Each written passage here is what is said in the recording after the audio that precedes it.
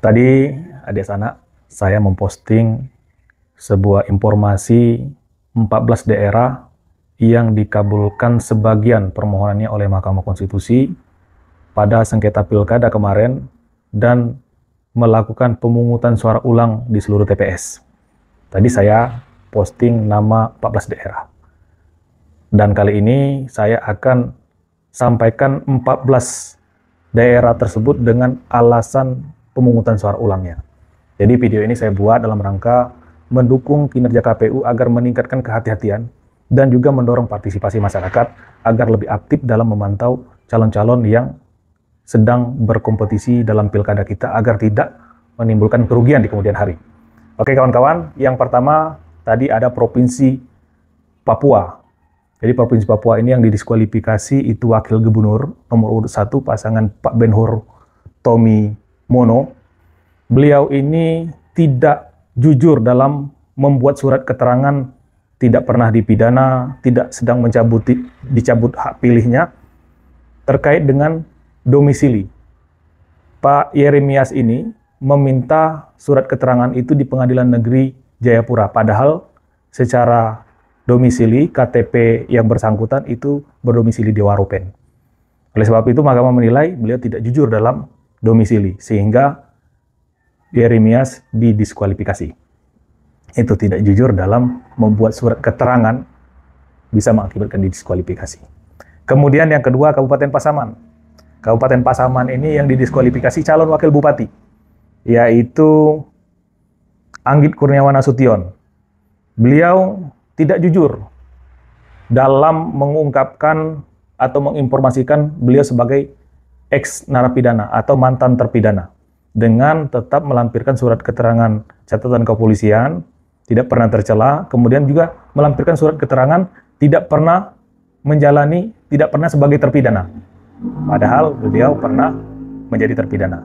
Jadi ketidakjujuran itu membuat calon ini didiskualifikasi. Kemudian yang ketiga, Kabupaten Mahakam Ulu. Kabupaten Mahakam Ulu ini pasangan Owena dan Stanlius. Nah, ini kasusnya adalah kasus TSM, terstruktur sistematik dan masif. Membuat kontrak politik dengan RT-RT. Dengan janji jika terpilih akan memberikan dana untuk RT, untuk kampung 4-8 miliar. Jadi itu terbukti. Sehingga kemenangan mereka dianulir dan pasangan ini didiskualifikasi. Jadi pasangan, bukan salah satu. Jadi pasangan ini yang didiskualifikasi. Nah. Kemudian Kabupaten Bovendigul, ini juga yang kedua kali melakukan PSU. Tahun belakang juga, pilkada sebelumnya juga pemungutan suara ulang. Ini juga terkait dengan ketidakjujuran calon bupati terpilih dalam menginformasikan beliau sebagai mantan terpidana. Bahkan tetap diterbitkan surat keterangan tidak pernah dipidana oleh pengadilan negeri, padahal beliau ini latar belakang militer, jadi catatan kejahatan atau kasusnya itu ada di pengadilan militer. Beliau malah mengeluarkan surat tidak pernah terpidana dari pengadilan negeri lagi. Harusnya sebelumnya, kalaupun tidak pernah terpidana, beliau harus mengeluarkan dari pengadilan militer. Sebab itu beliau didiskualifikasi. Kemudian Kabupaten Tasikmalaya. Ini Ade Sugianto, calon bupati terpilih Ade Sugianto. Kasusnya sama seperti Bengkulu Selatan. Beliau telah 2 periode sebagai bupati, tetapi tetap ikut, akhirnya didiskualifikasi. Kemudian Kota Banjarbaru. Nah, ini menarik. Jadi, pasangan Aditya Mufti Arifin dan Said Abdullah ini adalah petahana. Namun menjelang pilkada, calon tersebut didiskualifikasi karena pelanggaran oleh KPU.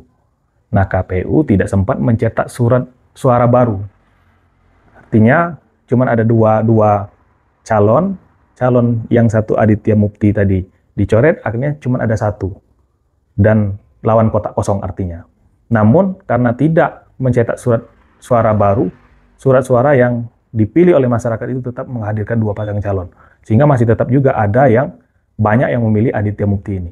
Maka, Mahkamah menilai ini sebuah kesalahan, harus diselenggarakan pilkada ulang dengan tidak mengikutsertakan foto pasangan Aditya Mukti yang telah didiskualifikasi tadi. Dan harus dilaksanakan pemungutan suara ulang di Kota Banjarbaru. Nah itu, jadi tetap karena tidak membuat surat suara baru. Kemudian Kabupaten Empat-Lawang. Nah ini malah kebalikan dari Kabupaten Bengkulu Selatan. Empat-Lawang ini dia lawan tabung kosong kemarinnya. Karena bacalon yang ingin mendaftar atas nama Budi Antoni Aljupri dan Heni itu dicoret oleh KPU. Karena yang bersangkutan itu dinilai sudah 2 periode. Padahal sebelumnya beliau memang pernah menjadi bupati, namun di periode kedua tersandung kasus, namun beliau belum menjabat 2,5 tahun, artinya belum sampai 1 periode.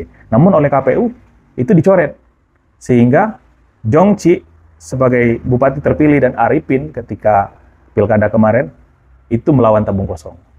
Dilakukan gugatan ke MK, terbukti calon Budi Antoni Aljupri dan Budi Antoni ini itu masih bisa ikut. Akhirnya pilkada ulang, pemungutan suara ulang dengan mengikutsertakan calon Budi Antoni Aljupri tadi, pasangan Budi Antoni Jupri dan Heni. Jadi 2 pasang yang akan bertarung di PSU yang dilaksanakan 19 April mendatang. Ini kebalikan dari Bengkulu Selatan. Kalau Bengkulu Selatan itu malah dibiarkan. Kalau di sini malah ditolak. Yang bisa ditolak di Bengkulu Selatan, yang tidak bisa diterima. Seperti itu. Kemudian Kabupaten Serang. Nah, Kabupaten Serang ini juga kasusnya TSM. Adanya ketidaknetralan dari Kades dan ada dugaan keterlibatan Menteri Desa Yandri Susanto, karena yang menang ini istri beliau, yaitu Ratu Rahmatuzakia dan Najib.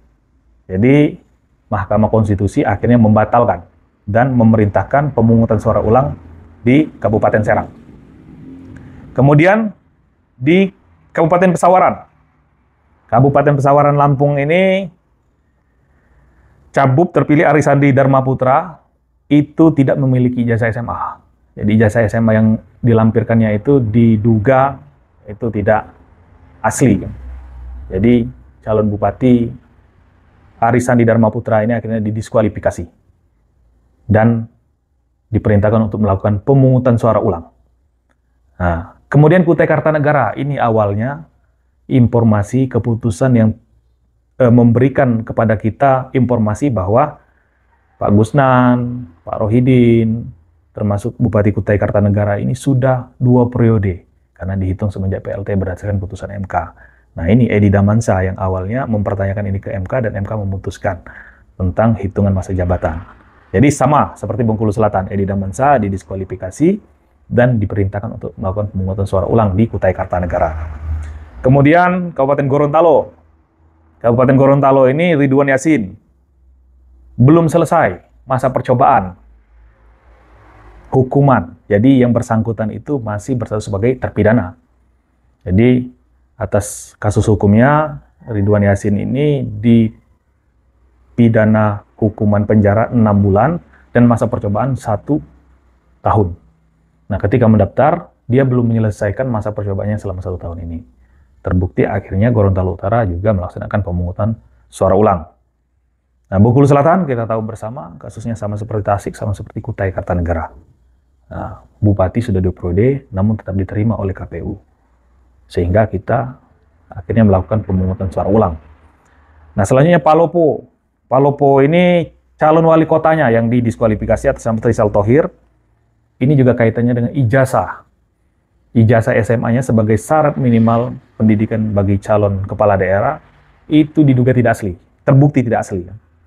Jadi beliau melampirkan ijazah paket C, ijazah SMA, namun tidak terkonfirmasi dari lembaga tersebut pernah mengeluarkan ijazah atas nama Trisal Thohir ini. Trisal Tahir. Kemudian Parigi Montong, calon atas nama Amrullah. Jadi juga didiskualifikasi karena belum memenuhi masa jeda 5 tahun semenjak selesai masa pidananya. Jadi berstatus mantan terpidana, dari selesai masa pidana itu harus jeda 5 tahun, belum memenuhi jeda 5 tahun, akhirnya didiskualifikasi. Itulah 14 daerah beserta alasan yang melakukan pemungutan suara ulang di tahun 2020. Oleh sebab itu, mari kita bersama untuk lebih aktif mengawasi, meneliti persyaratan administrasi para calon kepala daerah kita ini agar nantinya tidak ada kejadian yang mengakibatkan pemungutan suara ulang yang seperti saat ini akan kita laksanakan. Jelas itu akan merugikan daerah kita. Terima kasih kawan-kawan, sampai jumpa.